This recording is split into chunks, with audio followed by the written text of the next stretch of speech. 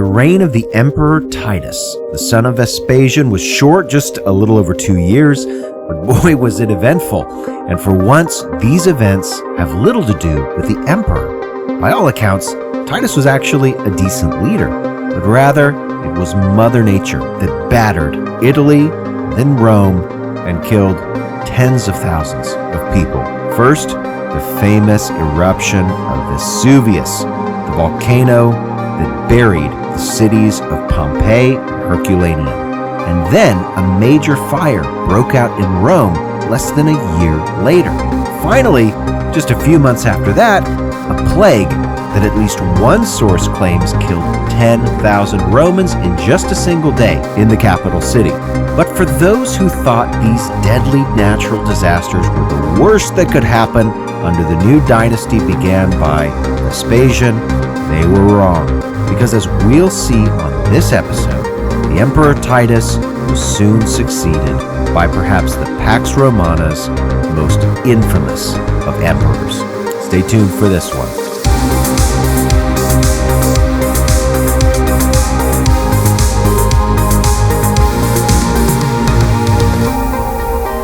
Episode 26, Vesuvius, Pompeii, and the Short-Lived Titus. When Titus took over as emperor from his father Vespasian in AD 79, it would mark the first time that the natural son of an emperor succeeded him in office. All the transfers of power that we've talked about on this podcast, from Augustus all the way up until Nero, had been through adoption, not the succession of father to natural son.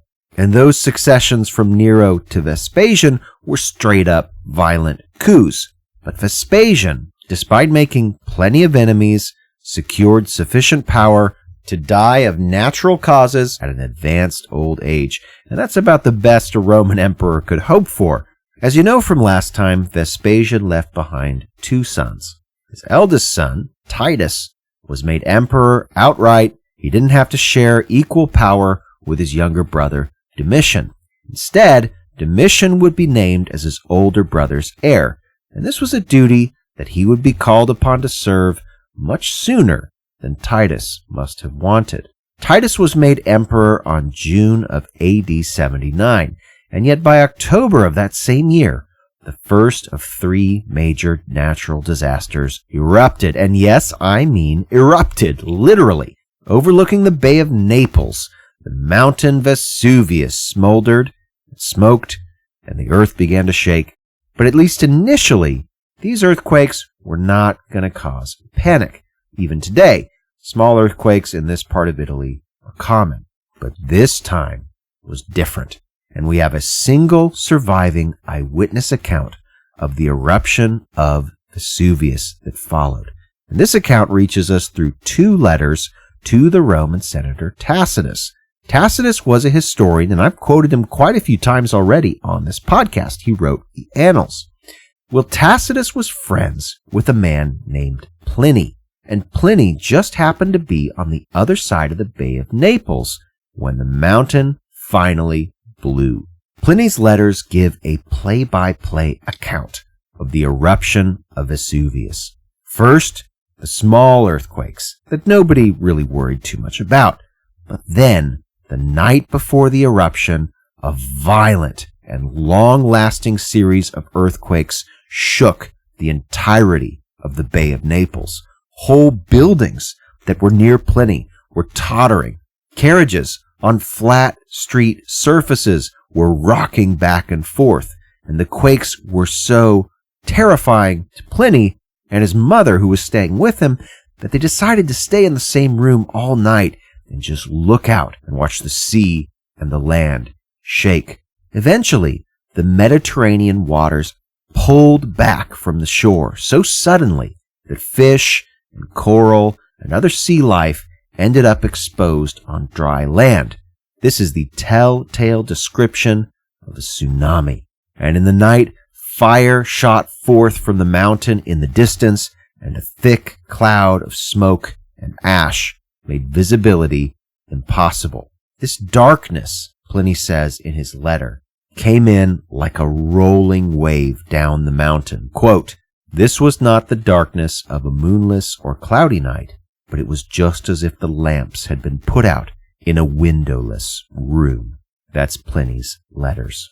Pliny then relates the tragic tale of panicked crowds in the dark, rushing this way and that, of shrieking women and wailing children, of men calling out for their loved ones, and in the thick darkness, it was impossible for anyone to find each other. I wonder how many people ended up dying alone, maybe even just a few feet from their loved ones, who they could never find in such bleak darkness. Well, the eruption lasted 2 days, and the cities of Pompeii and Herculaneum were swallowed by the mountain. To this day, casts of the dead, men, women, and children, can still be seen in the cities. Just shy of 2,000 bodies have been found, and those are the bodies that have been found. Obviously, there were more victims than just that. And for Pliny, the destruction of Vesuvius's eruption was personal. His uncle, the famous natural philosopher Pliny the Elder, like many of the casualties in the vicinity of Vesuvius, perished from the volcano in some way. We don't exactly know how. Did he suffocate to death in the poisonous cloud? Did he get crushed by the falling debris? Did he blister and burn in the heat? Or did he simply panic to death? The Emperor Titus, only recently put into power, rushed down to the area in the aftermath to help and to heal, and to lead in a time when he was desperately needed. But while he was away from Rome, once again that city, just as it had done under Nero, caught fire. But unlike the fire under Nero, we don't know a lot about the inferno under Titus. We don't have an eyewitness account, and we don't have archaeological evidence. The bits and pieces of information we do have suggest that Rome burned for at least 3 days and 3 nights. The Senator Cassius Dio, writing over 100 years later, blamed this fire for the destruction of numerous temples and baths and theaters and libraries. Just think, Vespasian had spent so much money beautifying the city, only for it to be destroyed just a few years after he died.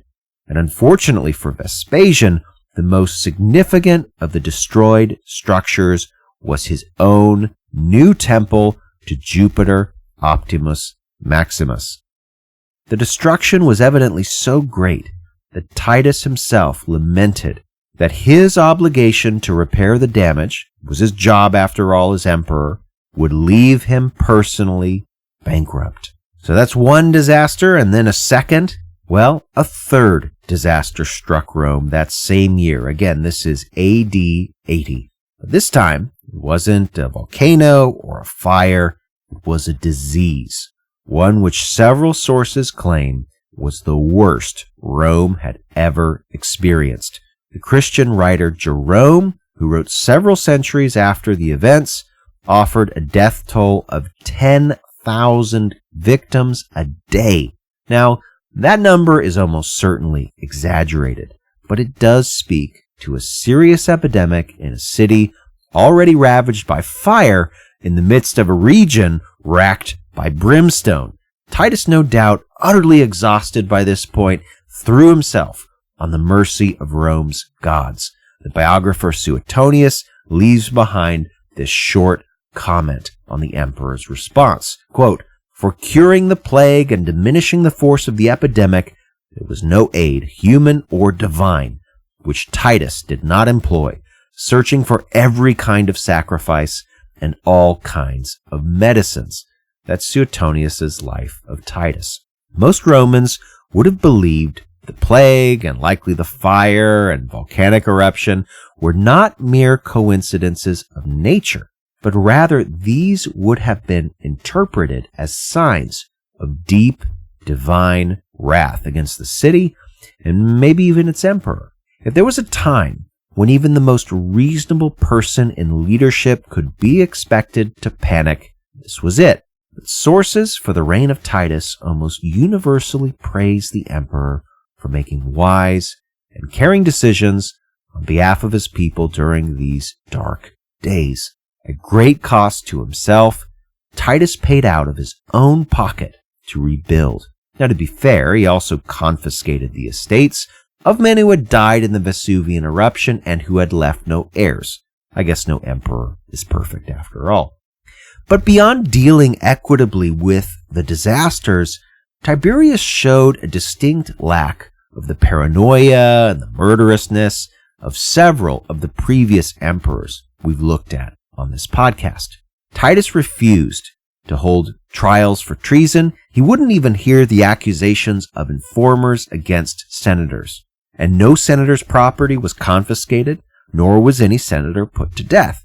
Titus really seemed to have both the character and the social and political capital to be one of Rome's greatest emperors. But alas, it was not meant to be.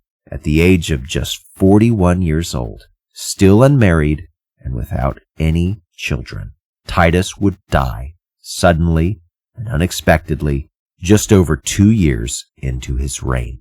Now, the general view is that some natural cause was behind his death.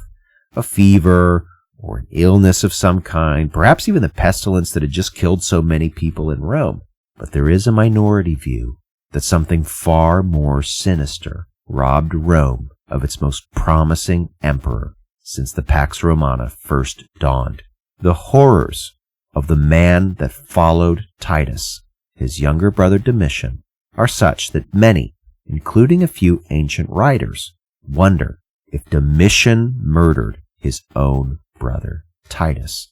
Adding fuel to the rumors are two clues in the ancient sources. First, both Cassius Dio and the biographer Suetonius claim that Domitian was party to a plot against Titus's life, a plot that never quite materialized, but Titus, good-natured as he was, couldn't find it in himself to exile or execute his own brother, and so he let Domitian live.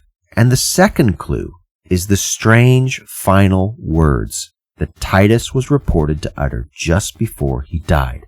Quote, "I have made but one mistake," the emperor said. Titus died before he could reveal what his one regret was, but some believe it was allowing his brother Domitian to live after discovering him in that plot. This would of course suggest that Titus knew Domitian was behind his death. But whatever Titus meant by this mysterious comment is lost to time, and with his death, Domitian took hold of the reins of power. This new emperor, as we'll see next time, would rival Caligula and Nero as Rome's worst leader of all time. And Domitian's reign was long, a full 15 years, plenty of opportunity to earn a reputation as a paranoid, murderer, megalomaniac, and outright tyrant. Upon his death in AD 96, Domitian would become the third emperor to have his memory formally erased by the Senate. What kind of man could elicit such a severe response? Find out on the next episode of the Pax Romana podcast. Thanks for listening to the Pax Romana podcast. For more information, including a list of primary sources and further reading, check the show notes. Music by Red Productions and Exocor. Follow Dr. Colin Elliott on X at ProfCPE or email colin@paxromanapodcast.com. Listen to more episodes on Spotify, Apple Podcasts, or just about anywhere podcasts are available. Stay tuned for the next episode of the Pax Romana podcast.